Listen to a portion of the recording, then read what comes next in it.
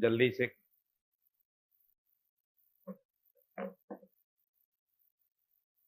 Last वाला point revise करें। मछली है डी पर दिखाई कहां दिखती है? डी बाय म्यू पर। चेक कर लें अच्छे से। डोनेट करें शुरू। चलो, तो आज इसी पर बात करेंगे। दो तीन तरह के सवाल करेंगे। कॉन्सेप्ट क्या है? जैसे बीकर है, बीकर में पानी भरा हुआ है, कॉइन है। अब ये मतलब एकदम सेट हो जाना चाहिए कि कॉइन की डेप्थ कितनी है? डी। ये पूरा सेंटेंस के साथ बोलिए। बीकर है, बीकर में पानी भरा हुआ है, कॉइन है, कॉइन की एक्चुअल गहराई डी। इस पानी का रिफ्रैक्टिव इंडेक्स, देखने वाला आदमी कहां से? हवा से। अब इसको कॉइन नहीं दिखेगा, कॉइन की इमेज दिखेगी। कितने पे दिखेगी? D by mu. ये आपने कल सीख लिया। 99% तो किताबों में यही सवाल है, देखने वाला व्यक्ति ऊपर से देख रहा है। परंतु ये जरूरी नहीं है कि हर बार ऑब्जर्वर एयर में हो। प्रश्न को थोड़ा गंभीरता से देखिएगा। वापस मैं बना रहा हूं। बीकर में पानी भरा हुआ है, कॉइन यहां है, डेप्थ इसकी डी है, देखने वाला व्यक्ति ऑब्जर्वर ऊपर से देख रहा है, और यहां का रिफ्रैक्टिव इंडेक्स अब म्यू नॉट है। दोनों चित्रों को ध्यान से समझेंगे तभी मजा आएगा। ये मैं मानता हूं 99% किताबों में यही सवाल है, हमेशा यही आता है। मछली डी पर है तो दिखाई कहां देगी? डी बाई म्यू पर। कॉइन डी पर है तो दिखाई कहां देगा? प्रोवाइडेड बच्चा ये नहीं बोलता कि देखने वाला व्यक्ति कहां है? एयर में। ये फॉर्मूला जब डिराइव हुआ है तब इस बात को ध्यान रखा गया है कि व्यक्ति कहां से देख रहा है? एयर। अब ये सवाल बन गया कि जो व्यक्ति है वो भी किसी मीडियम में है, मान लो वो ऑयल में है और देख रहा है पानी के अंदर कॉइन को, तो मामला गड़बड़ हो जाएगा। अब ऐसे केस में क्या करना पड़ेगा? जुगाड़ लगाना पड़ेगा। जुगाड़ क्या कहता है? दिमाग क्या कहता है? भाई ये फॉर्मूला डिराइव किया था, ऑब्जर्वर किस में होना चाहिए? एयर में। अब उस ऑब्जर्वर को एयर में बना दो। कैसे बना दो? ध्यान से देखो। दोनों तरफ म्यू नॉट से डिवाइड कर दो। क्या कर दो? म्यू नॉट से डिवाइड। देखना मजा आएगा। यहां भी म्यू नॉट से डिवाइड और यहां भी म्यू नॉट से डिवाइड। क्या दोनों तरफ कर सकते हैं क्या? दोनों तरफ में तो कोई दिक्कत नहीं है, जैसे मैथ्स में करते थे, squaring both the side, taking log both the side, square root ले लो दोनों तरफ, 2 से मल्टीप्लाई कर दो, 4 से डिवाइड कर दो। दोनों तरफ करने में तो कोई फर्क नहीं पड़ता। अब ऐसा करने से फायदा क्या हुआ बताइए? Mu naught by mu naught 1। ये देखिए, क्या अब आपका फॉर्मूला लग सकता है क्या? फॉर्मूला लगने के लिए ऑब्जर्वर किसमें होना चाहिए? एयर। एयर में हो गया। परंतु अब लिक्विड का रिफ्रैक्टिव इंडेक्स म्यू नहीं रहा, म्यू बाय। अब बताइए एपरेंट डेप्थ का फॉर्मूला, आंखें खोलिएगा सुबह सुबह, डी अपॉन म्यू। म्यू नहीं, म्यू बाय। क्या आपको बात समझ में आ रही है क्या? भैया स्टैंडर्ड यही है। तेरे पास जितना मटेरियल है, जितनी मॉड्यूल हैं, जितनी किताबें हैं, उसमें सवाल यही चलेगा। परंतु ऐसा भी बनाया जा सकता है कि देखने वाला व्यक्ति हवा में नहीं है, किसी मीडियम में। तो जुगाड़ क्या है? बोलो जुगाड़ क्या है? मीडियम जो आदमी है उसका कितना कर दो? 1। 1 करने के लिए बताइए किससे डिवाइड कर देंगे? दोनों तरफ या एक तरफ? अब बताइए ऑब्जर्वर का कितना हो गया? और अब लिक्विड का म्यू नहीं बचा, म्यू बाय म्यू नॉट। क्या आप मेरी बात समझ पा रहे हैं? नोट लगा के लिख लीजिए, आज इस पर अपन खूब सारे प्रश्न करेंगे।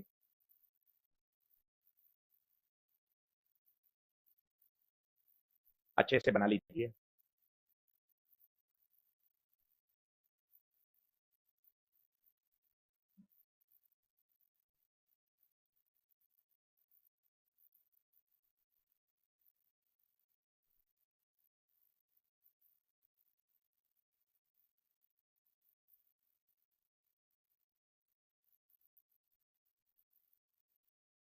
कुछ बातों का ध्यान रखें, डिसिप्लिन का ध्यान रखें, किसी तरह की कोई कमेंटबाजी, किसी तरह की कोई फालतू की हरकत नहीं चाहिए।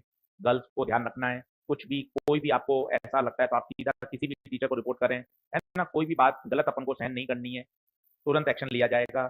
सुनवाई नहीं होगी, सीधा एक्शन होगा, है ना? इसलिए ध्यान रखें दोनों तरफ से। किसी भी, देखो अपन पढ़ने के लिए आए हैं, अपन को फालतू की बातों में उलझना नहीं है, है ना?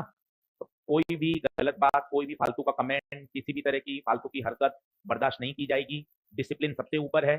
4 बच्चों को निकालना पड़े कोई दिक्कत नहीं है, 4 को निकाल देंगे, पर गंदगी बर्दाश्त नहीं की जाएगी। ये बात आप दिमाग में बैठा लीजिएगा।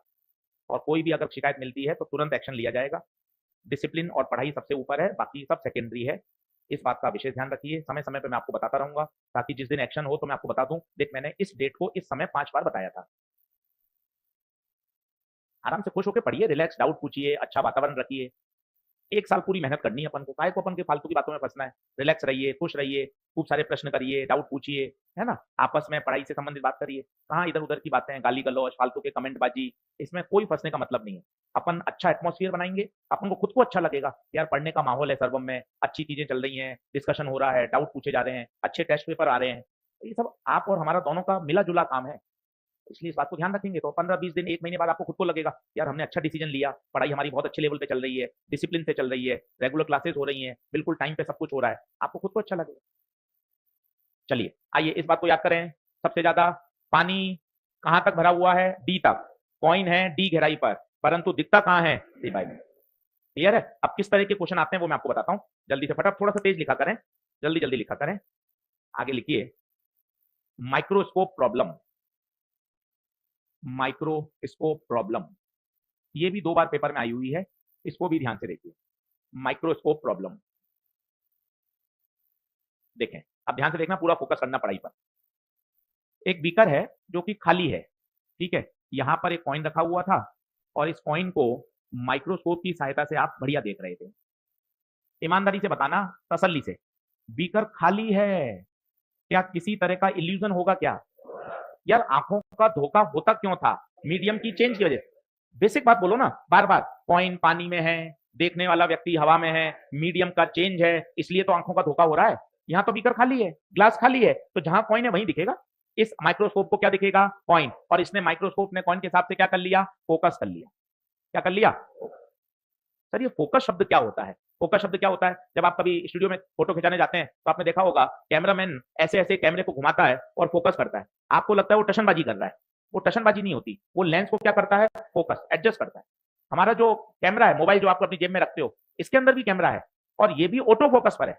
कभी जल्दबाजी में आप नोट्स की फोटो ले लें, बहुत जल्दी, जैसे ऑन किया तुरंत फोटो ले लें, आप देखें फोटो ब्लर आएगी, अक्षर ऐसे धुंधले धुंधले से आएंगे। आप 1 सेकंड रुकिए बस और फिर फोटो खींचिए, एकदम अक्षर क्या आ जाएंगे? साफ। उस माइक्रो सेकंड में कैमरा क्या करता है? ऑटो फोकस करता है। कभी आप देख लीजिएगा, मोबाइल निकाला, कैमरा ऑन किया, तुरंत फोटो खींच लें रजिस्टर की, आप देखें अक्षर कैसे आएंगे? धुंधले। पर कुछ माइक्रो सेकंड रुक कर खींचोगे, अपने आप कैमरा क्या कर लेता है? फोकस कर लेता है और फिर आप खींचिए, एकदम क्या आएगी? साफ। माइक्रोस्कोप ने क्या कर रखा है? कॉइन पर फोकस, और उसको कॉइन एकदम क्या दिखाई दे रहा है? साफ दिखाई दे रहा है। यहां तक बात बहुत अच्छी चल रही थी, उसको मजा आ रहा था। अब भाई साहब आपने क्या किया? इस बीकर के अंदर पानी भर दिया। इस बीकर के अंदर क्या भर दिया? पानी। आराम से देखिएगा, तसल्ली से, पानी भर दिया। अब पानी भरने से क्या हुआ? जो कॉइन था, क्या अब माइक्रोस्कोप को कॉइन दिखेगा क्या? क्यों नहीं दिखेगा? ये बताइए, क्यों नहीं दिखेगा? क्योंकि अब उसको कॉइन नहीं, कॉइन की इमेज दिखेगी। मजे की बात है, कॉइन है डी पर, तो इसकी इमेज कहां दिखेगी? ये अब सभी को याद हो चुका है। क्या कॉइन की इमेज ऊपर शिफ्ट हो गई? और ये बताइए कितना शिफ्ट है? ये शिफ्ट है डी 1-1/, यस और नो? बात खत्म नहीं हुई है। क्या होगा जैसे आपने पानी भरा, माइक्रोस्कोप का फोकस खराब हो गया, क्योंकि पहले उसने किसको फोकस किया था? कॉइन को। अब तो कॉइन दिख ही नहीं रहा, कॉइन की क्या दिख रही है? इमेज। अब इसको अपने फोकस को क्या करना पड़ेगा? वापस से चेंज करना पड़ेगा। एक और काम कर सकते हैं क्या? थोड़ा इमेजिन करिए, आप स्टूडियो फोटो खिंचाने गए, आप खड़े थे, कैमरामैन आपके सामने था, कैमरामैन ने या फोटोग्राफर ने एकदम आपको सेट कर लिया। जैसे ही वो फोटो खींचने वाला था, भाई का व्हाट्सएप आ गया, तो भाई व्हाट्सएप देखने लगा। आपने होशियारी करी, आपने क्या किया? 2 कदम तुरंत खिसक के उसके पास आ गए। अब उसने वापस कैमरा उठाया, अब तो उसका फोकस बिगड़ गया या सही हो गया? क्योंकि आप अपनी पोजीशन से हिल गए। अब 2 तरीके हैं, पहला, या तो पूरी मेहनत करके वापस सही करे, दूसरा तरीका, जितने कदम आप उसके पास आए थे उतने ही कदम वो आपसे दूर चला जाए, तो फोकस अपने आप हो जाएगा। बात को समझने का प्रयास करिए रियल सिचुएशन से। आप खड़े हैं, मैं कैमरामैन हूं, मैं फोकस कर रहा हूं एकदम बढ़िया, जैसे ही मैं बटन दबाने वाला था, मैसेज आ गया, मैं व्हाट्सएप देखने लगा, आपने बदमाशी करी, आप थोड़ा मेरे पास खिसक गए, तो मेरा तो जूम खराब हो गया। अब मैं क्या करूं? मैं उतने ही कदम कहां चला जाऊं? पीछे, ताकि अपने मामला सेट हो जाएगा। अब वही बात यहां बोली, आपको मन खुश होगा। कॉइन कहां चला गया? ऊपर। कितना ऊपर चला गया? डी 1-1/μ। इसका मतलब मुझे माइक्रोस्कोप को भी ऊपर शिफ्ट करना पड़ेगा। और पूछा जाता है कितना शिफ्ट करना पड़ेगा? आंसर है डी, 1-1/μ शिफ्ट करना पड़ेगा। तो शब्द आएगा to focus again, to focus again. आराम से बताइए, ये माइक्रोस्कोप की कौन सी पोजीशन? ओल्ड। ये कौन सी? न्यू। और कितना शिफ्ट करना पड़ेगा? ज्यादा बेहतर बोले, जितनी इमेज शिफ्ट हुई है उतना ही शिफ्ट करना पड़ेगा। ये भी इंपॉर्टेंट है, ऊपर ही क्यों शिफ्ट करना पड़ा? क्योंकि इमेज कहां शिफ्ट हुई है? ऊपर, तो उसको भी कहां शिफ्ट करना पड़ेगा? वो 2 बार आया हुआ है, दिखने में आसान लगता है और प्रश्न पढ़ के समझ में नहीं आता। वो कहता है माइक्रोस्कोप को शिफ्ट किया। अरे क्यों शिफ्ट किया? अब आपको ये बात समझ में आनी चाहिए। आइए फिर सुने धीरे धीरे। स्टेप नंबर 1, पानी भरा। स्टेप नंबर 2, पानी भरने से कॉइन नहीं दिखेगा, कॉइन की इमेज दिखेगी। स्टेप नंबर 3, उसका फोकस खराब हो चुका है। जितनी इमेज शिफ्ट हुई है उतना ही माइक्रोस्कोप को भी शिफ्ट करना। बताइए क्या बात समझ में आ रही है? नोट कर लीजिए, बढ़िया पॉपुलर क्वेश्चन है, आना चाहिए।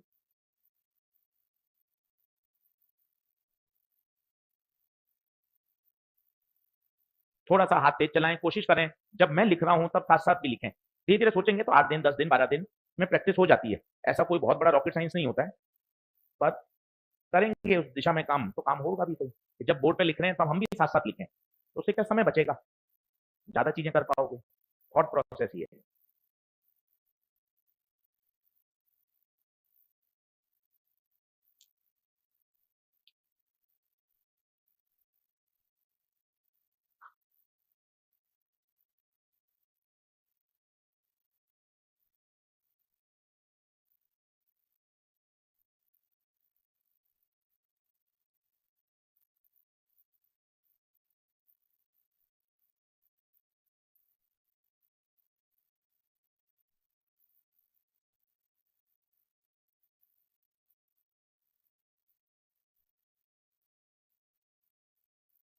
तो बनाते समय उस कहानी को बोलिए। क्या? पहले बीकर खाली था, तो किसी तरह का ऑप्टिकल इल्यूजन नहीं हो रहा था। पानी भरा, पानी भरने से कॉइन नहीं दिखा, कॉइन की इमेज दिखी, वो ऊपर शिफ्ट हो गया, इसलिए माइक्रोस्कोप को भी ऊपर शिफ्ट करना पड़ेगा। दिमाग में बैठा लीजिए, अगर कॉइन डी पर है तो दिखता कहां है? d/μ पर। डीपीपी नंबर 1 मिल गई होगी आपको, नहीं मिली क्या? चलो, जिनको नहीं मिली अभी डिस्ट्रीब्यूट करवा देंगे।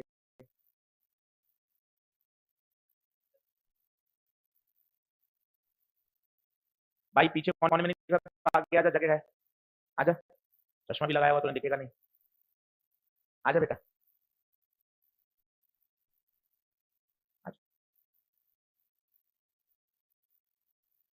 बैग नीचे रख ले। 5 बैठेंगे इस पे अभी, हाँ, 4 से काम नहीं चलेगा, 5 बैठने पड़ेंगे। चलिए आगे बढ़े क्या? अगली हेडिंग डालिए, एयर बबल प्रॉब्लम। जल्दी जल्दी आओ थोड़ा। नोट सुंदर सुंदर मत बनाओ, सुंदर नोट कोई नहीं देख रहा, क्वेश्चन आने चाहिए। थोड़ा माइंडसेट बदलो, सुंदर नोट जमा नहीं कराने हैं। हमेशा हमेशा जो डेप्थ होती है वो कहां से ली जाती है? सरफेस। चलिए अगला देखिए, एयर बबल प्रॉब्लम। ये भी 2 से 3 बार पेपर में आई हुई है। डालिए, एयर बबल प्रॉब्लम। आज खूब सारा होमवर्क मिलने वाला है भैया, करिएगा आराम से तसल्ली पूर्वक। चलिए डायग्राम बनाइए, साथ साथ बनाइए, मैं बोलता भी जा रहा हूं, सुनते भी जाइए। इस तरह का काम करिए। छोटे बच्चे नहीं है अपन भाई। एक स्लैब है जिसकी थिकनेस है L, L is the thickness of glass slab. इसका रिफ्रैक्टिव इंडेक्स है म्यू। इसके अंदर एक एयर बबल ट्रैप है, इसके अंदर एक एयर बबल ट्रैप है। ये एयर बबल, एक सरफेस से दूरी उसकी x है, एक सरफेस से दूरी y है। देखिए इमेजिनेशन करना पड़ेगा, फिजिक्स इमेजिन मांगती है। अब फॉर्मूला रट्टाबाजी पे मत जाइए, थोड़ा सा दिमाग को ओपन अप करिए, समझिए इस बात को। अब ये रटने वाला विषय नहीं है। पेपर इसकी तरह पैटर्न के अब पूछे जाएंगे अगले 3-4 साल तक। सीबीएसई बोर्ड 2 साल से हिंट दे चुकी थी। आप सीबीएसई बोर्ड का पेपर देखिए 12th फिजिक्स का, इस साल का भी, पिछले साल का भी, उससे पहले भी, आपको पता चल जाएगा किस लेवल पे पेपर सेट हो रहा था नई पॉलिसी के अकॉर्डिंग। तो अब यही सेट रहेगा, कितना भी होल्ला मचा ले कुछ नहीं होगा। 12th बोर्ड का पेपर इससे भी कठिन था, आप उठा के देख लीजिए, गूगल पर है, इस साल का, पिछले साल का डाउनलोड करके देख लें।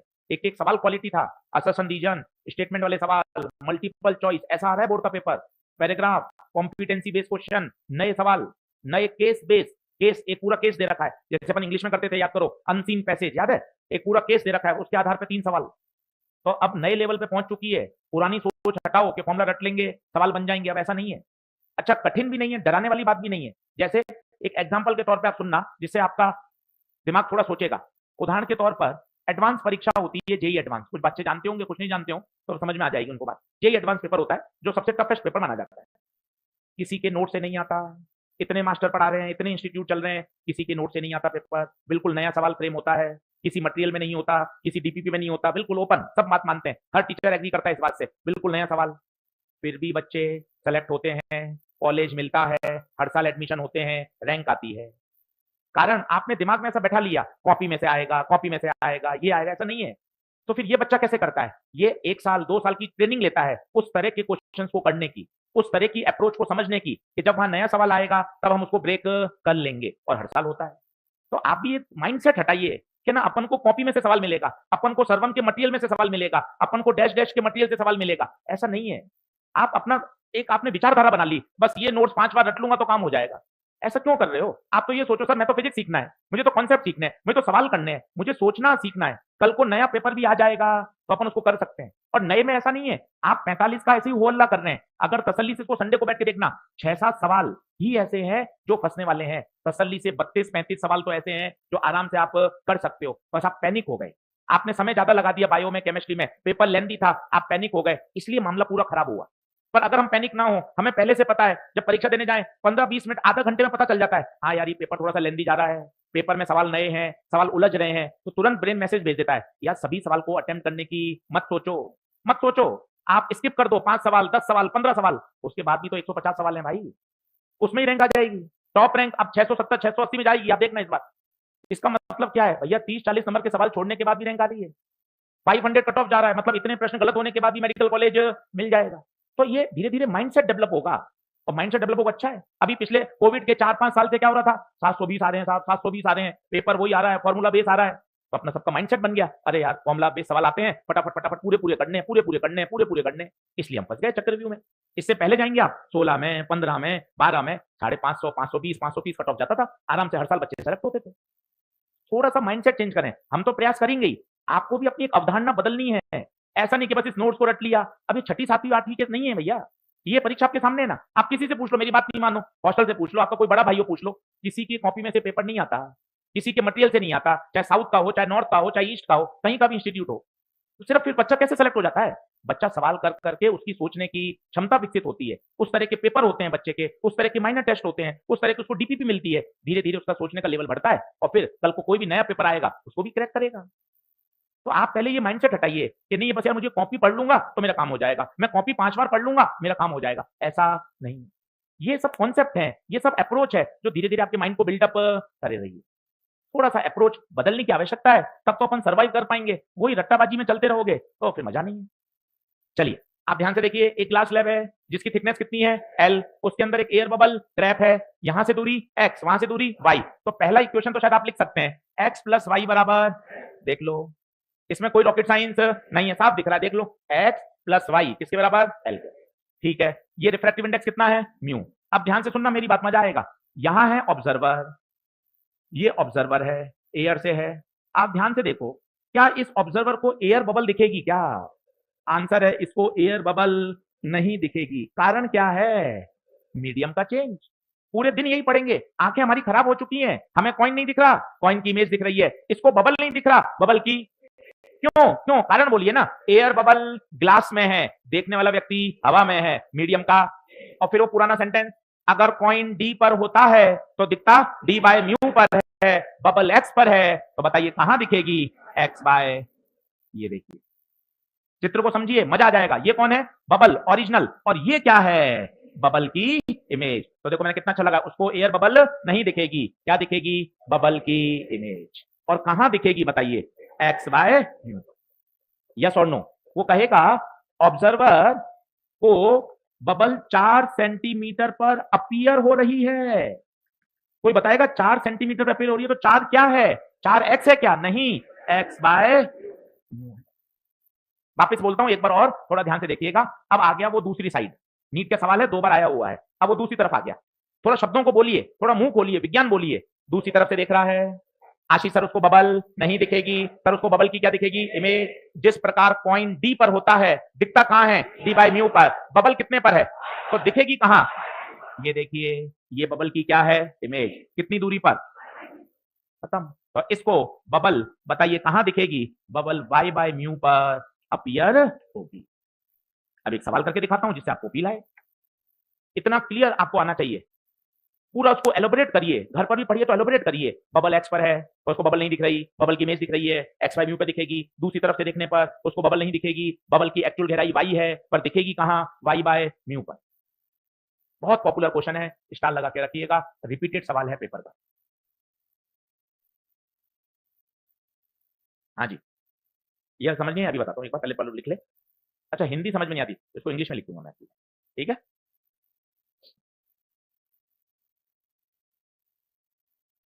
बढ़ूं क्या आगे? जल्दी आइए। तो वापस वापस बोलो, बबल दिखेगी या बबल की इमेज? बबल की इमेज। एक क्वेश्चन लिखेंगे, जल्दी से नोट कर लें। जो डीपीपी लाए हैं वो तो डीपीपी खोल लें, नहीं है जिनके पास उनके लिए मैं क्वेश्चन बोर्ड पे लिख रहा हूँ।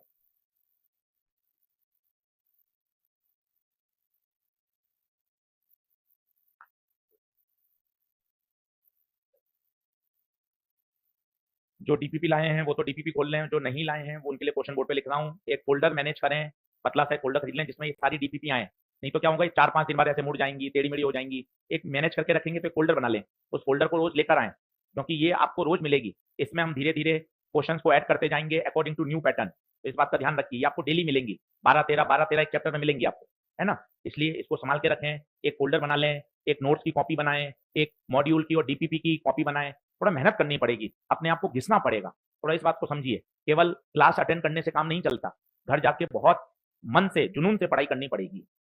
चलिए आगे कर दूं क्या? आइए, क्वेश्चन लिख रहा हूं मैं बोर्ड पर, जो नहीं लाए हैं वो बोर्ड से देख लें, बाकी क्वेश्चन नंबर लिख सकते हैं। डीपी पे नंबर 2, क्वेश्चन नंबर 8।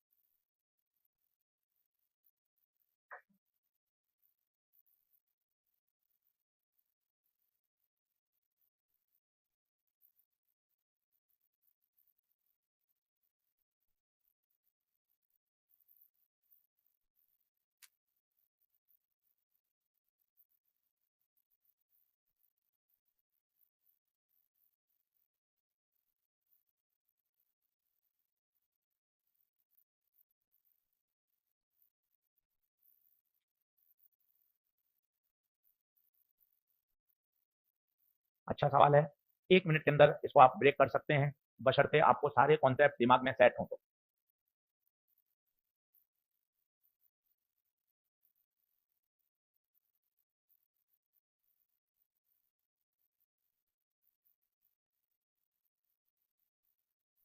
पीछे तक विजिबल है भाई? थोड़ा बड़ा लिखूं, साफ दिख रहा है एकदम?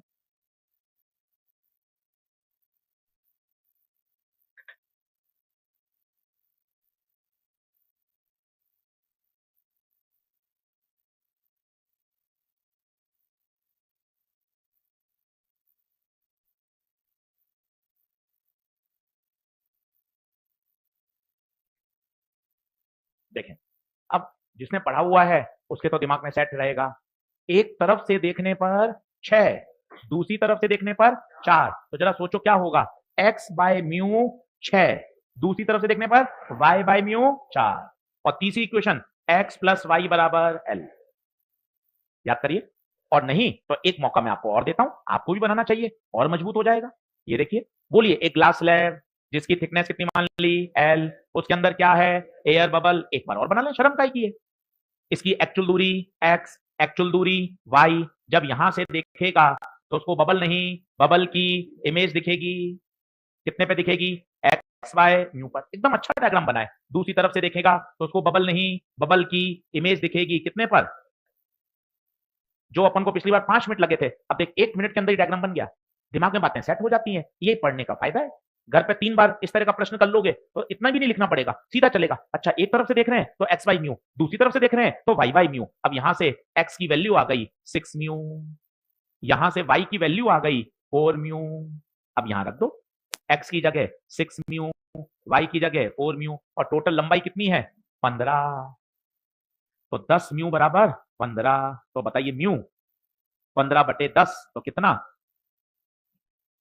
1.5, बताइए।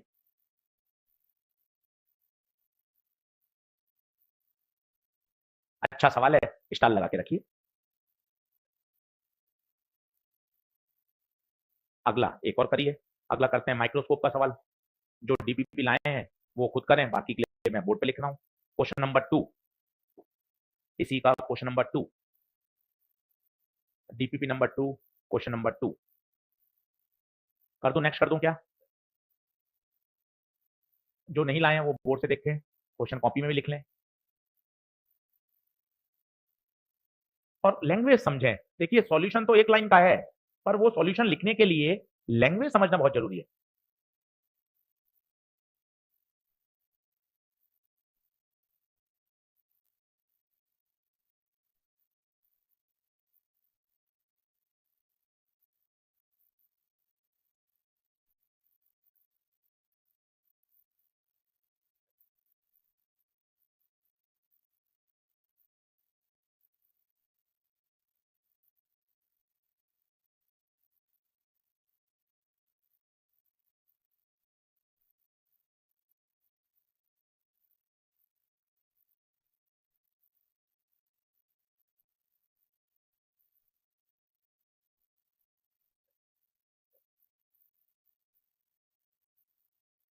अच्छा सवाल है, बहुत ध्यान से सीखोगे तब होगा।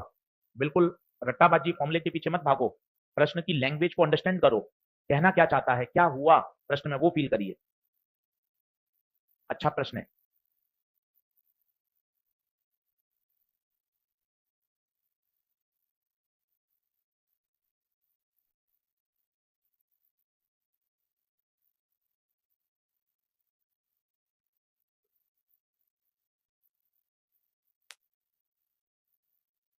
अब प्रश्न की लैंग्वेज देखिए, वन क्या दे रखा है, वन शिफ्ट है, शिफ्ट। प्रश्न को मैं धीरे धीरे पढ़ता हूँ, घबराइए मत, 5 से 6 दिन लगेंगे अभी अपन को माहौल सेट करने में। अभी ऐसे घबराना नहीं, अभी तो तीसरा लेक्चर है, धीरे धीरे पढ़ेंगे तो सेट होगा। देखिए, अब microscope is focus on a coin lying at the bottom of the beaker. क्या कहना चाहता है, वापस डायग्राम बनाओ, अपने कौन सी लापरवाही करनी है। बीकर है, बीकर के बॉटम में कॉइन है, और माइक्रोस्कोप ने उसको बढ़िया क्या कर दिया, फोकस। अभी बीकर खाली है। अब वो कह रहा है to what depth should the water is poured, मतलब इस बीकर में कितना पानी भरें, कितना पानी भरें, डेप्थ गायब है, ताकि माइक्रोस्कोप को कितना शिफ्ट करना पड़ा, बताइए 1 सेंट। तो बेटा जी 1 सेंटीमीटर क्या है बेटा, शिफ्ट है। देखना, the microscope is now raised by 1 centimetre to so that the coin is again in focus. आइए मैं वापस समझाता हूं, आप फील करिए, वापस बोलिए जो मैं बोलना चाहता हूं। कॉइन कहां है, बॉटम पे, दिखेगा कहां, ऊपर, कितने पर, याद हो गया हो, डी बाय म्यू पर। ये क्या है, ये क्या है, शिफ्ट। और ये शिफ्ट कितना दे रखा है, 1 सेंटीमीटर। कितना दे रखा है, 1 सेंटीमीटर। और अब आपको सभी को पता है, जितना इमेज ऊपर शिफ्ट हुई उतना ही तो माइक्रोस्कोप को शिफ्ट करना पड़ता है। शिफ्ट का फॉर्मूला बताओ, डी 1 - 1/शिफ्ट 1। डी पता नहीं, म्यू की वैल्यू 3/4, 1/4, तो डी कितना, बताइए। करें क्या अगला, अगला लिखिए, जल्दी बराबर आए।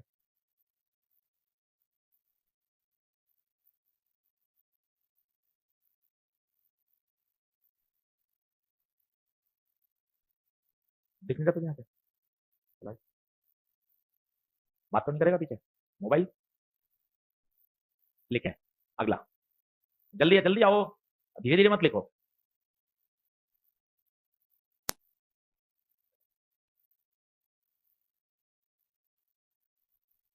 बढ़े,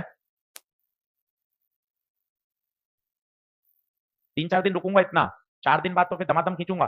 अगले 6 दिन का, 4 दिन का समय, थोड़ी स्पीड को तेज करें। जमा जमा के काम करने का कोई फायदा, धमाधम न्यूमेरिकल करने हैं भाई, है ना, नोट्स नहीं बनाने हैं। नोट्स बना के किसी को दिखाने थोड़ी ना है। चलिए अगला प्रश्न लिखिए। In the given situation, in the given situation, calculate the distance between fish and its image.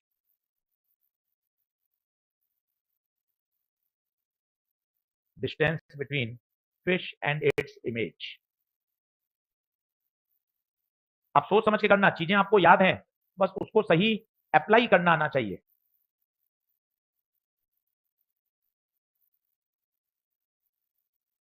Fish and its image.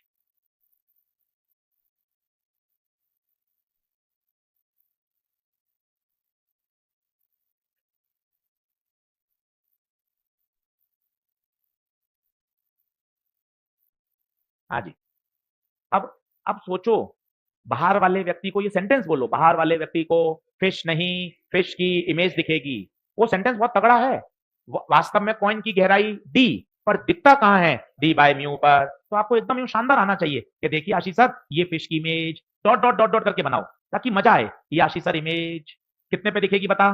D by mu पर. This is apparent depth. कई बच्चे डायरेक्ट ये निकाल लेते हैं क्योंकि यही तो पूछा है. ये फिश है और ये फिश की क्या है? इमेज. कई बच्चे सीधा शिफ्ट ही निकाल देते हैं. कई बच्चे ऐसे निकालते हैं फिश की इमेज की पोजीशन. बताओ कहां दिखेगी फिश की इमेज? फिश की इमेज कहां दिखेगी? डी बाय म्यू पर. डी कितना? 12. म्यू 4/3, तो 3/4 इंटू 12 कहां दिखेगी? 9 पर. ये 9 है, ये 12 है. तो बताओ फिश एंड इट इमेज के बीच की दूरी. फिश एंड इट्स इमेज, तो 12 माइनस 9 कितना? 3. कई बच्चे जो थोड़ा दिमाग लगाते हैं वो कहते हैं यार ये क्यों कर रहे हैं, सीधा शिफ्ट ही तो पूछा है, शिफ्ट ही तो फाइंड करना है, तो सीधा ही फॉर्मूला लगा देते हैं 1 - 1 बाय म्यू. जैसा आप सोचो, कोई जरूरी नहीं है हम भी वही सोचें जो सॉल्यूशन में दे रखा है. भाई आप अपना प्रोसेस सोचिए ना. कई जगह सीधा शिफ्ट का फॉर्मूला है. कई बच्चे ऐसा सोचते हैं, देखो सर फिश की इमेज 9 पर बनेगी, फिश है 12 पर, मुझे पूछा इन दोनों के बीच की दूरी, तो 12 - 9 3. कईयों को चमक जाता है, अरे यार शिफ्ट ही तो पूछा है, शिफ्ट सीधा ही लगा दो. जैसा सोचें वैसा इंपॉर्टेंट. अगला लिखिए, अगला लिखिए, फटाफट फटाफट आइए, थोड़ा तेज भागिए, समझिए बात को. अक्टूबर नवंबर में तेज भागने का कोई फायदा नहीं है. अभी से स्पीड मेंटेन करेंगे ना तो बढ़िया सिलेबस हो जाएगा, तो बाद में बहुत रिलैक्स रहेगा. तो ऐसा मत समझो यार अभी आराम से पढ़ाओ, 2-2 3-3 महीने हो गए, 1-2 चैप्टर हुए हैं, बाद में फिर लड़ाई हो रही है. तो थोड़े बड़े बच्चे हो, समझ चुके हो इस बातों को कि पेस और स्पीड मेंटेन करना जरूरी है. अगला लिखिए, at what distance fish appear to the bird. बहुत ही प्यारा सवाल, हर किताब में मॉड्यूल में है और बच्चा परेशान होता है. अगर आज इसको अच्छे से समझ लेंगे तो आपकी दिक्कत हटेगी.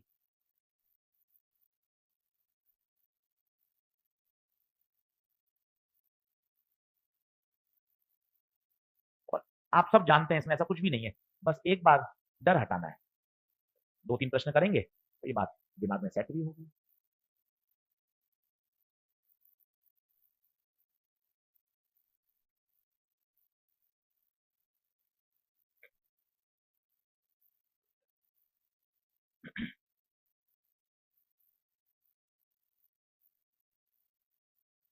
कितना? 12, 16, 16. अभी सब आ जाएगा, चिंता मत करो, 2 सवाल करोगे ना सीख जाओगे.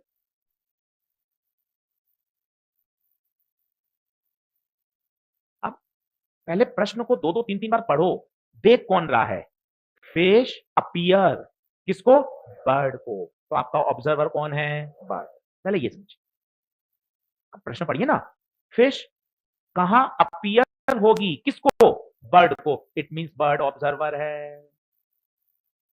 अब फिर वही सेंटेंस बोलो, चिड़िया ने अपने पूरे जीवन में मछली को नहीं देखा, मछली की इमेज को देखा.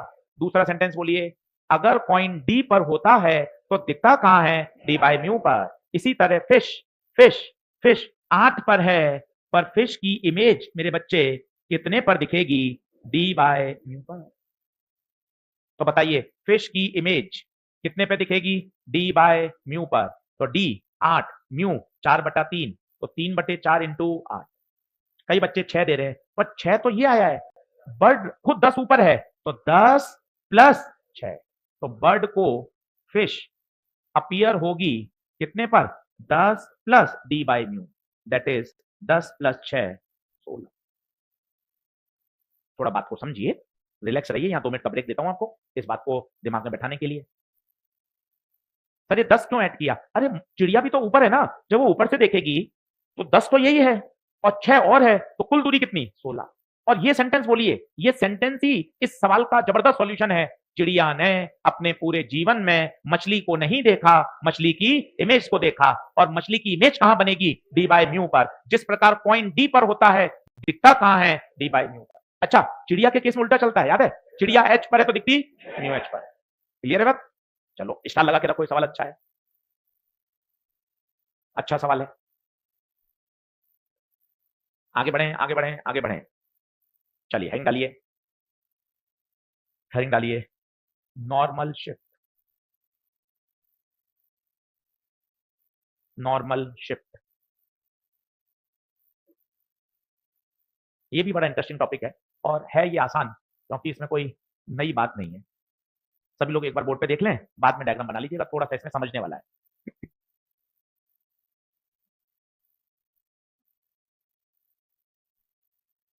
सभी लोग बोर्ड पे देखें, पेन पेंसिल छोड़ दें, थोड़ा सा इंटरेस्टिंग केस है।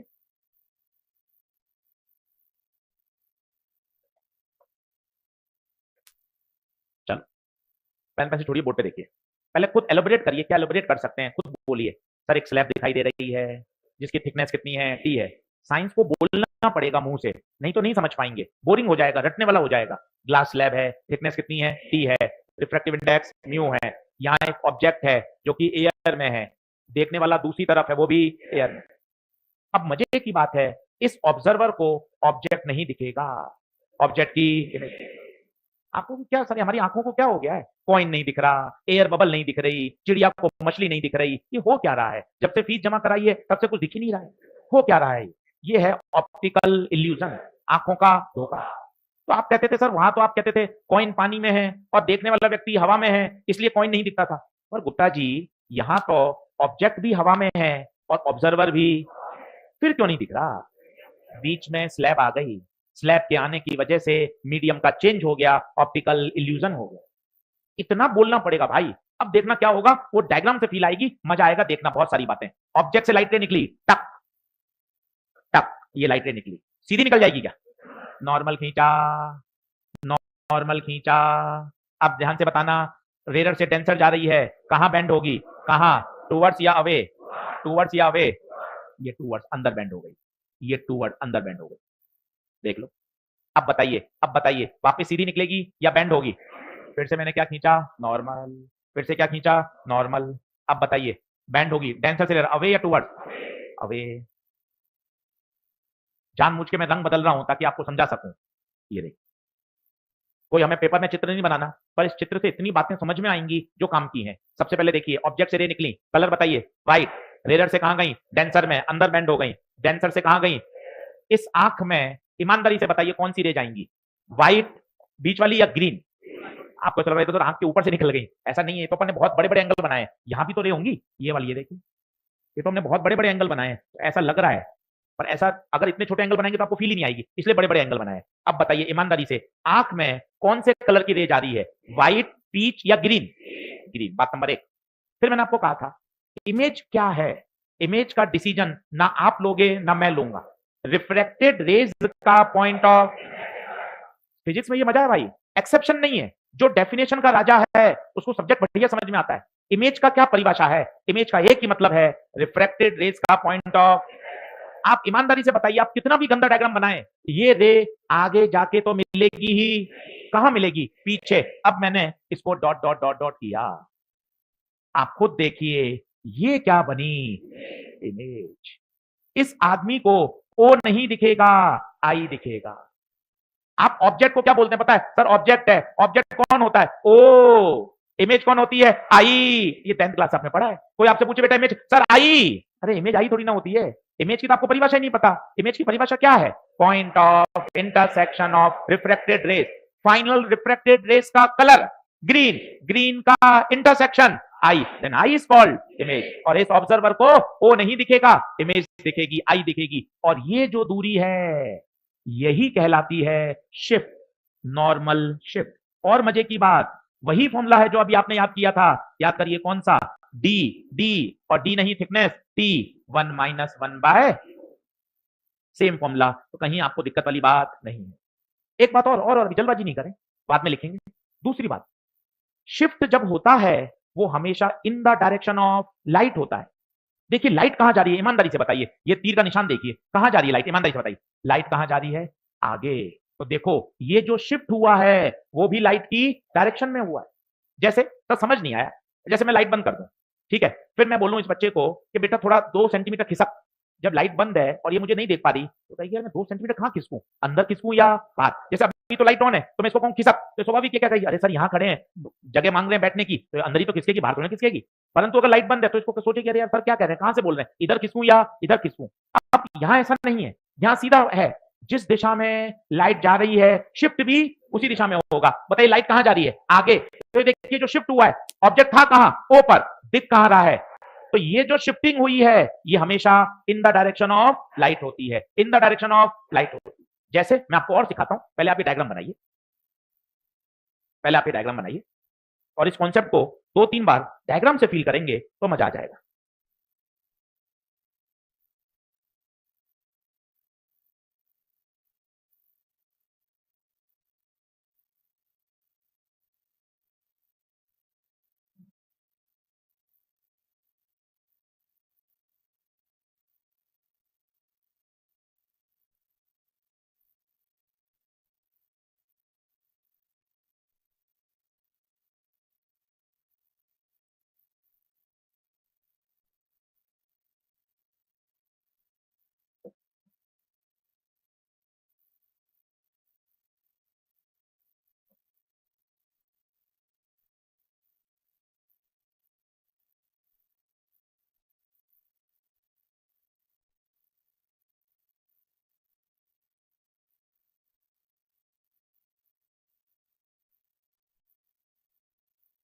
अभी बताता हूं लेटरल शिफ्ट और नॉर्मल शिफ्ट में क्या अंतर होता है, दोनों चीजें अलग अलग हैं।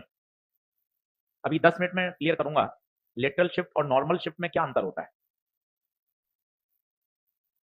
चित्र बनाते समय इस बात को देखिए, इस ऑब्जर्वर को ऑब्जेक्ट नहीं दिखेगा, ऑब्जेक्ट की इमेज दिखेगी। और ध्यान से लिखिएगा, shift is always in the direction of light.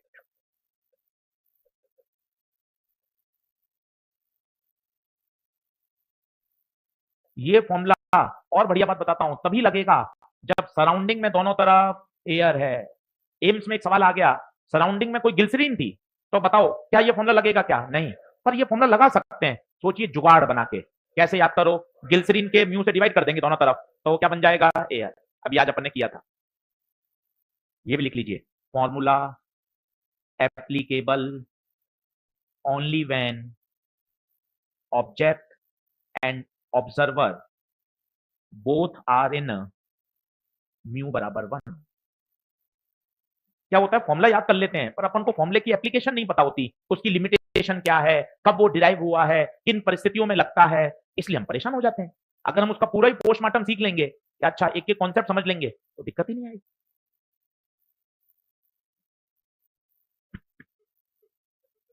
सब पूरे को तो ग्लास का फिर म्यू नहीं रहेगा, म्यू बाय म्यू नॉट हो जाएगा। हाँ, क्या आगे बढ़े हैं। अच्छा ये बात आपके दिमाग में घुस रही है क्या, लाइट कहां जा रही है, बताइए लाइट, बोलिए दरवाजे की तरफ। लाइट कहां जा रही है, दरवाजे की तरफ। तो इसको जो झटका लगा है वो भी दरवाजे की तरफ लगा है। ग्लास स्लैब एक ही काम करती है, जब जब लाइट मेरे अंदर से जाएगी तो मैं इसको धक्का दूंगी, क्या दूंगी, और किस दिशा में, लाइट की दिशा में। ये लाइन बहुत काम आएगी, ये एक तरह का टोल टैक्स है। जब हम हाईवे पे जाते हैं तो बीच बीच में टोल टैक्स आते हैं, जब जब गाड़ी टोल टैक्स में से निकलेगी तो उसको टोल टैक्स देना पड़ेगा। ऑटो कट हो जाता है, फास्ट टैग लग गए गाड़ियों में, सेम वही है। जब जब लाइट को ग्लास स्लैब में से गुजरना है तो लाइट हमेशा, ऑब्जेक्ट हमेशा क्या हो जाएगा, शिफ्ट हो जाएगा। और किस दिशा में होगा, in the direction of light. मैं एक डायग्राम आपको और बना के दिखाता हूं जिससे आपको फील आएगी। अगला देखिए, थोड़ा सा और इंटरेस्टिंग और मजेदार। इसमें से पहले कुछ रह गया हो तो लिख लें, कुछ रह गया हो तो लिख लें। इसका नाम लिखिए ग्रीन वाली का, फाइनल रिफ्रैक्टेड रेज। कोई दिक्कत नहीं है 5 बार समझने में कि सर इमेज कौन बनाता है, लिख लो ना, इमेज कौन बनाता है, point of intersection of final refracted rays. दिक्कत क्या है, शर्म क्या है, मुझे अपनी फिजिक्स पता है ना कि सर बहुत हालत खराब है, बहुत हालत खराब है सर, तो फिर मेहनत भी करना, सिर्फ मन में बोलने से क्या होता है, मेहनत करना नहीं चाहता फिर नंबर कैसे बढ़ेंगे, पढ़ने का मन ही नहीं करता सर, फिजिक्स खोलने का ही मन नहीं करता, इतनी ज्यादा हालत फिजिक्स में खराब है। तो इमेज कौन है, image point of intersection of final refracted rays. भाई ऑब्जेक्ट कौन होता है, आज ये भी सीख लो, ये ऑब्जेक्ट क्या है, इसका क्या नाटक, ऑब्जेक्ट क्या है, 10th क्लास के टॉपर से पूछ लें ऑब्जेक्ट क्या है, बताइए आंसर क्या देगा, ओ, उसने पूरे ऑप्टिक्स में ही तो पढ़ा है, जहां ओ लिखा होता है वो क्या होता है, तो आप भी बोलो ऑब्जेक्ट क्या है, ओ, इमेज आई, पर ये डेफिनेशन नहीं होती, तो फिर ऑब्जेक्ट क्या है, ऑब्जेक्ट क्या है, आइए सीखें, point of intersection of incident raise. समझिए, इमेज कौन बनाता है, रिफ्रैक्टेड रेज, ऑब्जेक्ट कौन बनाता है, इंसिडेंट रेज। यार इतने दिन ऑप्टिक्स चलेगा तो ऑब्जेक्ट इमेज की तुम्हें क्लैरिटी तो आए, यार ऑब्जेक्ट क्या है, ऑब्जेक्ट की सटीक परिभाषा, इंसिडेंट रेज का पॉइंट ऑफ इंटरसेक्शन। क्या ये बात क्लियर है, अब यहां देखिए, मुझे आप इंसिडेंट रे का कलर बताओ ईमानदारी से, ग्लास स्लैब पर जो इंसिडेंट रे उनका कलर बताओ, और व्हाइट का इंटरसेक्शन बताओ, O then O is object. बेहतरीन परिभाषा है कि तुझे कभी ओ और आई में परेशानी नहीं होना, तुझे एक ही बात बोलनी है, सर ऑब्जेक्ट पता लगाना ना, गुप्ता जी इंसिडेंट रे लाओ, व्हाइट रे इंसिडेंट है, इंसिडेंट का पॉइंट ऑफ इंटरसेक्शन बताओ, O then O is object. Sir मुझे इमेज पता लगानी है, फाइनल रिफ्रैक्टेड रेस का कलर बता, ग्रीन, ग्रीन का इंटरसेक्शन बता, I, then I is image. क्या बात ये क्लियर है,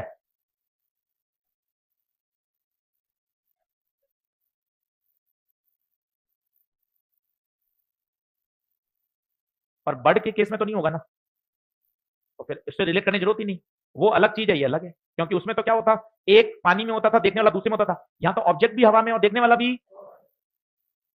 सिर्फ एक। बढ़े क्या आगे, अब एक चित्र और बनाता हूं, उसमें आपको बढ़िया फील आएगी, ये देखना, पेन पेंसिल छोड़ दीजिए, समझिए और मजा आ जाएगा, यहां से आपके काफी कॉन्सेप्ट सही हो जाएंगे, सब लोग देखना बोर्ड पर, बाद में बना लेना। सबसे पहले मिसकॉन्सेप्शन जो है वो बताता हूं आपको, ये लाइट रे आ रही है, बताओ ऑब्जेक्ट कहां है, इन्फानाइट पर, गलती हो गई, कारण तुमने फिर वही बोल दिया कि सर रे तो इन्फिनिटी से आ रही है, अरे रे कहां से आई ये मायना है ही नहीं, ये रे क्या लिखा हुआ है, ये रे क्या लिखा हुआ है, उसको पढ़ना, क्या लिखा हुआ है, ऑब्जेक्ट की डेफिनेशन लिखी हुई है, इसमें ये कहीं नहीं लिखा कि रे कहां से आ रही है, what is object, point of intersection of incident ray, इसमें कहीं लिखा हुआ ही नहीं है कि रेस कहां से आ रही है, तूने 10th क्लास से अपने टीचर से सुन रखा है इसलिए तुझे रटा हुआ है, जबकि डेफिनेशन ही नहीं है, डेफिनेशन क्या है, इंसिडेंट रेज का पॉइंट ऑफ इंटरसेक्शन, ओके गुरुजी, क्या इसका इंटरसेक्शन यहां होगा, क्या नहीं होगा, इसका इंटरसेक्शन होगा गुरुजी आगे, तो ये है ऑब्जेक्ट।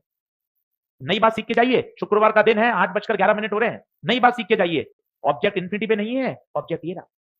सर फिर तो सर और पंगे हो रहे हैं, सर ये सीधी क्यों बनाई आपने, सीधी इसलिए बनाई क्योंकि ये कभी आगे जाकर मिल ही नहीं पाएंगी, क्योंकि जैसी ग्लास स्लैब में घुसेंगी ये ग्लास स्लैब इनको क्या कर देगा, बेंड कर देगा, दैट्स व्हाई ये कभी नहीं कटेंगी, इसका मतलब ये ऑब्जेक्ट कैसा है मेरे बच्चे, वर्चुअल। सर घर चला जाऊं क्या, समझ में आना बंद हो चुका है सर, बिल्कुल मामला खतरनाक है, मेरा डर सही था, मैंने पहले भी सोचा था ऑप्टिक्स समझ में नहीं आएगी, आज आपने प्रूव कर दिया कि ऑप्टिक्स वास्तव में समझ में नहीं आएगी, ऐसा नहीं है, आप थोड़ा सा डेफिनेशन में जाइए, आप पता है फील में चले जाते हैं, जहां फील कर लेते हैं वहां गड़बड़ हो जाती है, सर फिजिक्स फील आ रही है, फील घंटा फील आ रही है यार, फील का कुछ नहीं है, बस आपने चल रहा है फील, फील कैसे होता है, वो भ्रम है, जैसे एक आता है रियल जूस, बाजार में मिलता है ना, पैकेट में आता है, टेट्रा पैक में आता है, बोतल में आता है, 1 लीटर के पैक में आता है, बढ़िया लोग खरीदते हैं और इसको पी लेते हैं, आप सब बात जानते हैं, आप सब बायो के स्टूडेंट हैं, माँ घर पे मौसमी का संतरे का जूस निकालती है फ्रेश, आधा घंटे नहीं पिए तो कड़वा हो जाता है, पूरे दिन अगर खुला रखेगा तो फफूंद आ जाएगी, ये 3-3 महीने पुराने हैं, फिर 15 दिन तो बॉम्बे से यहाँ आए, फिर 15 दिन आपकी जो दुकान थी मोहल्ले की उसके फ्रिज में पड़े रहे, और उसके बाद आप पी रहे हो, ये तो रियल है? कैसे रियल है यार, आप कितने इसमें प्रिजर्वेटिव डाले हैं, कितने केमिकल डाले हैं, तब जाके तो वो काम चल रहा है उसका, घर पे जब हम बनाते हैं तो आधे घंटे में तो खट्टा कड़वा हो जाता है, शाम तक तो अगर छोड़ दो तो फफूंद आ जाएगी उसमें। ये रियल कैसे हो गया यार? 6-6 महीने तक पुराना है। इसका मतलब उसमें केमिकल डाले हैं भाई, प्रिजर्वेटिव डाले हैं ताकि वो सड़े नहीं। तो रियल तो दूर दूर तक नहीं है। आपको तो फील आ रही है सर रियल है। और बताता हूं आपको, पहले क्रीम आती थी, अब बंद हो गई, फेयर एंड लवली। यस, देखो हाँ ये आती थी, इंडिया में सबसे ज्यादा बिकने वाली क्रीम है। और इसका ऐड भी आता था, भाई साहब लड़के लगा रहे हैं और एकदम भाई साहब एकदम से स्किन गोरी हो गई है। खूब मतलब भारत को पागल बनाया लोगों को, और सबसे ज्यादा बिकी। अब तो इसका नाम कोर्ट ने चेंज कर दिया कि आप ऐसे प्रोडक्ट नहीं बेच सकते जो मिसगाइड करते हैं। आप सोचिए, मतलब क्रीम लगाओ, फेयर भी हो गए, लवली भी हो गए, और लोग पोत रहे हैं 5 क्रीम, 10 क्रीम, 20 क्रीम। इसका मतलब क्या है? नाम से कोई लेना देना नहीं है।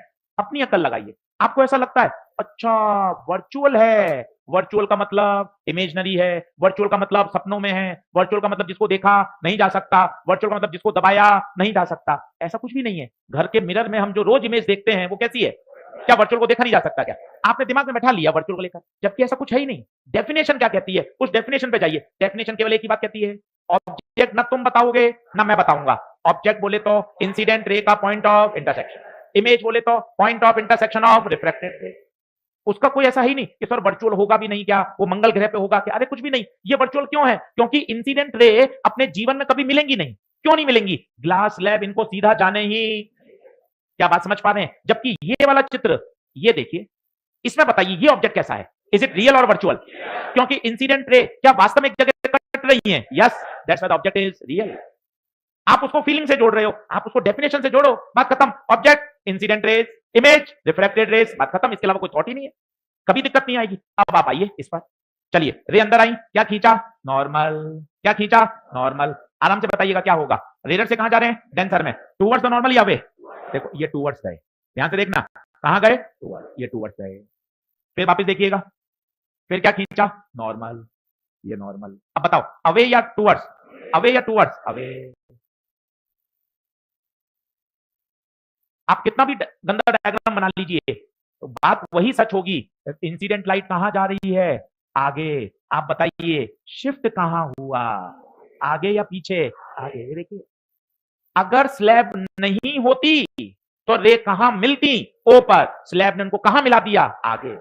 This is called shift. यही तो शिफ्ट है। नहीं कहते हैं यार 5 सेंटीमीटर खिसक या शिफ्ट हो, मैं यहां हूं, अब 5 सेंटीमीटर क्या हो गया? शिफ्ट हो गया। अगर स्लैब नहीं होती तो रे कहां मिलती? ऊपर। स्लैब ने इसको क्या कर दिया? शिफ्ट। अब सवाल वही होता है, सर शिफ्ट कहां हूं? इधर हूं या इधर हूं? इधर उधर का ही नहीं पंगा, एक ही सच है, shift is always in the direction of light. पता लाइट कहां जा रही है? दरवाजे की तरफ। तो देख शिफ्ट कहां हुआ? शिफ्ट कहां हुआ? दरवाजे की तरफ। And this is called normal shift, जिसका फॉर्मूला बताइए क्या होगा? T 1-1 by. क्या बातें समझ में आ रही हैं? और सोचिए अगर कोई आपको कह दे 2 स्लैब हैं, 3 स्लैब हैं, तो क्या घबरा जाओगे क्या? क्यों क्यों नहीं घबराओगे बताओ? अगर 3 स्लैब हैं तो सभी को क्या कर दोगे? ऐड कर दोगे। उस दिन वाला याद है? 1 लिक्विड नहीं 2 लिक्विड। अब बताइए टोटल शिफ्ट क्या होगी? बोलो पहले की क्या होगी? T1 1-1 by plus T2 1-1 by and so on and so. क्या कुछ कुछ बातें समझ में आ रही हैं? ये भी पूछा जाएगा कि जो इमेज बनेगी वो स्लैब के पास बन रही है, स्लैब से दूर बन रही है? क्योंकि आपने तो ये फॉर्मूला रट लिया, उसने 2 ऑप्शन दे दिए कि इमेज कहां बनेगी, फॉर्मूला ये दे दिया, अब ये लिखा स्लैब के करीब या स्लैब से दूर। आंसर है स्लैब से दूर, क्योंकि shift is always in the direction of light. Light कहां जा रही है? आगे। तो धक्का भी कहां लगेगा? आगे। नहीं आ रही बात समझ? और एक बात ध्यान रखो, फिर से वही बात, सर ये फॉर्मूला तभी लगेगा जब आजू बाजू एयर होगा। कल को मैं आपको ऐसा सवाल दे दूं, यहां क्वार्ट्ज की स्लैब है, यहां ग्लिसरीन है, यहां भी ग्लिसरीन है। अब बताइए क्या करेंगे? क्या करेंगे? क्या करेंगे? क्या फॉर्मूला लग जाएगा? क्या क्या फॉर्मूला लग जाएगा? क्या लगाने के लिए क्या लगाना पड़ेगा? जुगाड़। जुगाड़ के लिए डिवाइड करो, पेन का रंग बदल दिया, देख डिवाइड म्यू नॉट। इसको भी करना पड़ेगा म्यू नॉट, इसको भी। इससे ये चमत्कारिक रूप से, ये चमत्कारिक रूप से अब क्वार्ट्ज का नया refractive index mu by mu naught, formula change हो जाएगा। शिफ्ट का फॉर्मूला टी 1-1 बाय म्यू नहीं, म्यू नहीं, म्यू बाय। क्या बातें समझ में आ रही हैं क्या? आइए लिखते चलिए। देखो कहां से लिखना था। ये ये ये वाला, ये वाला। लिखो फिर, लिखो ना, लिखो।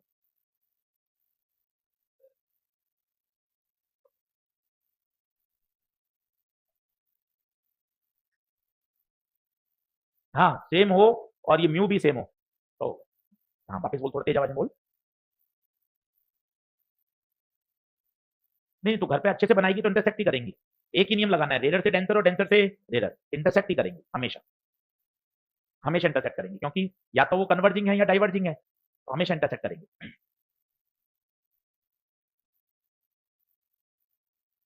आगे बढ़ूं क्या? जल्दी आ जा भाई। आज होमवर्क है खूब सारा।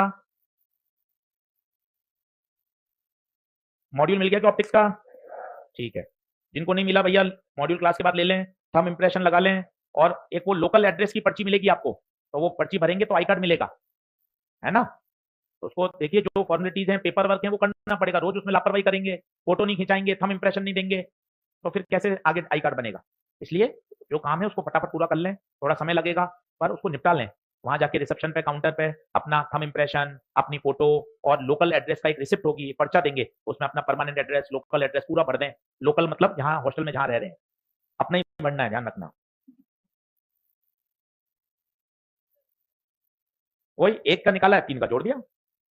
जैसे एक लिक्विड का होता था कितना, डी बाई म्यू, 2 का कितना होता था याद कर, डी1/μ1 प्लस डी2/, सेम उसी तरह से एक स्लैब का निकाल कर तीनों स्लैब का इंडिविजुअल जोड़ देंगे। करूं क्या नेक्स्ट?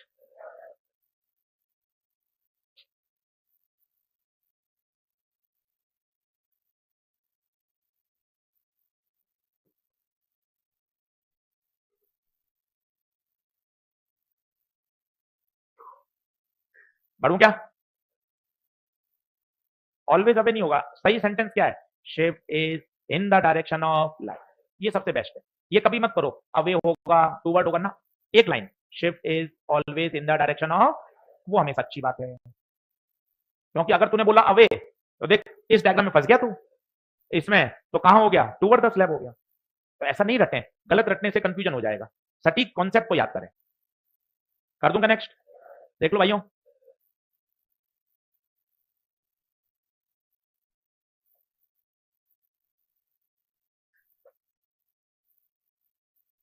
आज होमवर्क करना, बिना होमवर्क कुछ भी नहीं होगा, ये बात ध्यान रखना। पेपर का पैटर्न इसी तरह का रहेगा अगले 3-4 साल 5 साल तक, और रहना चाहिए। ऐसा पेपर आएगा तब पढ़ने वाला बच्चा, मेहनत करने वाला बच्चा अपने आप फिल्टर होगा। आप ये मत सोचिए पेपर कठिन, अरे यार पेपर कठिन का कोई मतलब ही नहीं है। जो पहले 50,000 बच्चे हैं वो मेडिकल कॉलेज जाएंगे, बात खत्म। भले इससे 10 गुना टफ आ जाए पेपर तो कट ऑफ 250 हो जाएगा। जो पहले 50,000 बच्चे हैं भैया वो पहुंचेंगे। इंपॉर्टेंट ये है। इस साल पेपर कठिन है क्या सीट खाली रहेगी क्या? सीट तो गवर्नमेंट की कोई खाली नहीं रहेगी। जो टॉप 50,000 बच्चा है वो पहुंचेगा। तो आप उसको लेकर कोई अलग से मन में क्यों बना रहे हो? आप तो ये सोचो अपन को तो मेहनत करनी है। और इस साल जैसे पैनिक हो गए, अब पैनिक नहीं होना है, हर तरह की परिस्थिति के लिए तैयार रहना है। तो नहीं डिवाइड कर सकते, फिर तो क्या करना पड़ेगा, 2 बार फॉर्मूला लगाना पड़ेगा। इस सरफेस का रिफ्रैक्शन अलग, इस सरफेस का रिफ्रैक्शन अलग। ये तभी लगेगा जब आजू बाजू सेम होगा, तभी तो एयर बना सकते हो। चलिए, अब एक बात भैया ने जो पूछी थी वो अच्छा सवाल था कि सर एक आपने लेटरल शिफ्ट पढ़ाया था और एक पढ़ाया आज नॉर्मल शिफ्ट। सर ये तो दोनों में पंगे हो रहे हैं, समझ नहीं आ रहा। अब मैं आपको फील कराता हूं एक ही डायग्राम में, तो आपको मजा आ जाएगा। लेटरल शिफ्ट और नॉर्मल शिफ्ट। लेटरल शिफ्ट आपको पता है, किसी को याद हो, वैसे तो नीट में नहीं आया पर मैंने आपको लिखवाया होगा, t by cos r sine i minus, 2 बार अभी जेई मेन में आया हुआ है। और नॉर्मल शिफ्ट टी 1-1/। अब क्या फॉर्मूले तो रट लिए, पर क्या एक फील नहीं आ रही, बात समझ नहीं आ रही यार। दोनों शिफ्ट हैं पर दोनों के सूत्र अलग हैं, ऐसा होता क्या है? अब एक ही डायग्राम में बताता हूं आपको, जिससे आपको मजा आ जाएगा। अच्छा यार ये नाटकबाजी है क्या? ये है ऑब्जेक्ट, लाइट आई, ये देखिए, इसका नाम बताइए कौन है? Incident ray. सीधी जाएगी या बैंड होगी? ये बैंड होगी। वापिस बताइए, सीधी जाएगी या बैंड होगी? बैंड होगी। क्या ये बात सही है? अगर स्लैब नहीं होती, अगर स्लैब नहीं होती तो क्या ये येलो वाली रे सीधी जाती? क्या ये दोनों पैरेलल होंगी? याद करिए, स्लैब में एंगल ऑफ इंसिडेंस और एंगल ऑफ इमर्जेंस बराबर होता है। और अब देखिए, ये जो है this is called lateral shift, this is called lateral shift. मैंने आपको उस दिन भी बताया था, ग्लास स्लैब बेंड नहीं करता, शिफ्ट करता है। जैसे मैं जा रहा हूं दरवाजे की तरफ, बिल्कुल दीवार की तरफ, ये देखिए, क्या बेंड हुआ या शिफ्ट हुआ?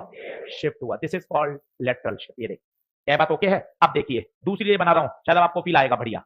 ये रे इधर आई, अब बताइए क्या होगी? अंदर की तरफ बेंड हुई, फिर बताइए, फिर बताइए बाहर। अब बताइए आगे मिलेंगी या पीछे मिलेंगी? पीछे। ये क्या है? Normal shift. अब बताइए क्या दोनों बातें समझ में आ रही हैं क्या? ये नॉर्मल शिफ्ट। किसी रे के लिए बात कर रहे हैं, ये लेटरल शिफ्ट है। ऑब्जेक्ट इमेज फॉर्मेशन की बात कर रहे हैं तो नॉर्मल शिफ्ट है। देखने वाला व्यक्ति यहां है। इस चित्र से आप फील करिए, आपको एक एक बात समझ में आएगी। और डायग्राम बनाना चाहें तो ये डेल्टा है। डेल्टा किसका सिंबल है बताइए? Lateral shift. और ये क्या है? Normal shift, NS. Normal shift का फॉर्मूला टी 1-1 ये फॉर्मूला तभी लगेगा जब आजू बाजू क्या होना चाहिए? एयर।